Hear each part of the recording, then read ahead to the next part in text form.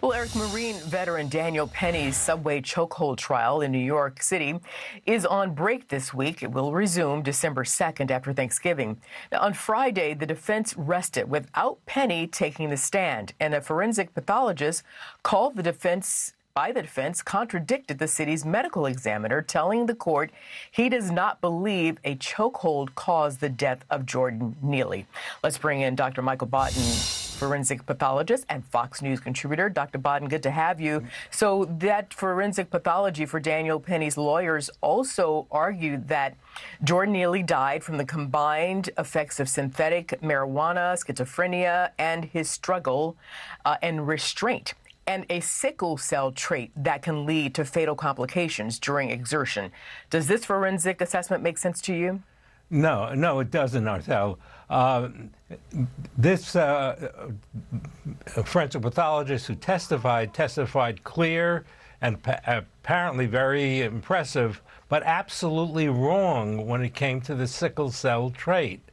He claims that the death was due to sickle disease. He confuses sickle disease with sickle trait. Sickle trait has one gene from a parent. It's not a medical problem. Nobody gets sick from sickle trait. Nobody dies from sickle trait.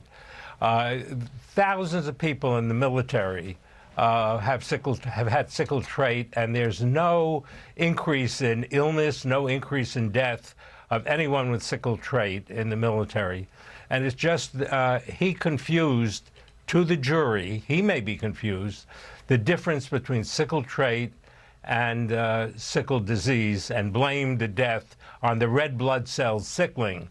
The reason he did that, Arthel, is because after a person with sickle cell dies, then oxygen goes out of the body completely, and red blood cells sickle. But it doesn't happen during life. The hold on the neck is one that's used by police agencies throughout the country, and if it's left on too long, it causes death. That happened with Eric Garner. Eric Garner had sickle trait, but the medical examiner wrote that it had nothing to do with the cause of death because sickle trait does not cause or contribute to the death. And I think that the restraint was what caused the death. You think the restraint is what caused the death? Yes.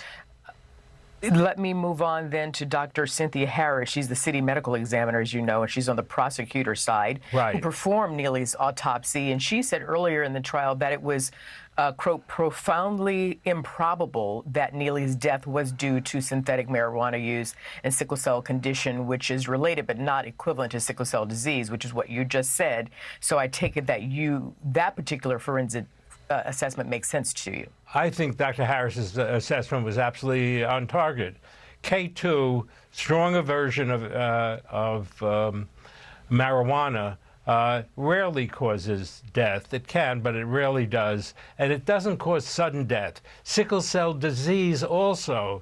If somebody has sickle cell disease and is going to die from it, it takes days for the death to occur while the red blood cells sickle, which prevents blood, oxygen, from going to the brain.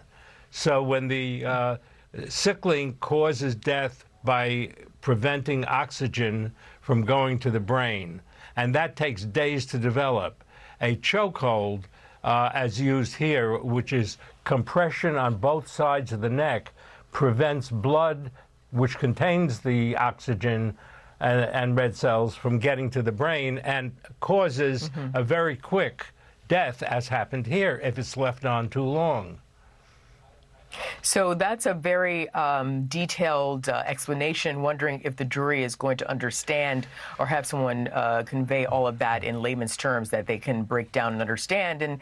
And given that, I'm wondering if you think what will have more impact on the jury's verdict in this case. Will it be forensic testimony or eyewitness testimony? No, I think it'll be, as happens rarely when deaths occur during police activity, and a chokehold is put on and deaths occur if left too long, it's rare for a prosecutor to bring a charge against the police officer.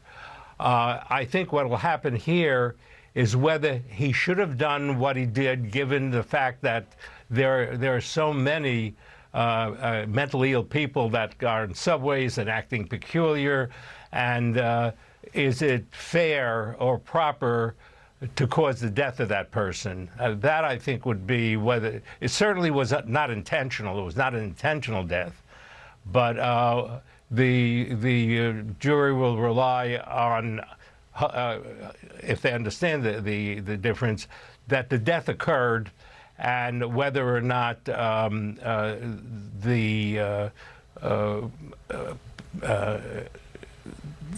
person doing it wasn't intentional, and he was trying to, as he said in his interview, trying to protect people, but he was doing it the wrong. Other people.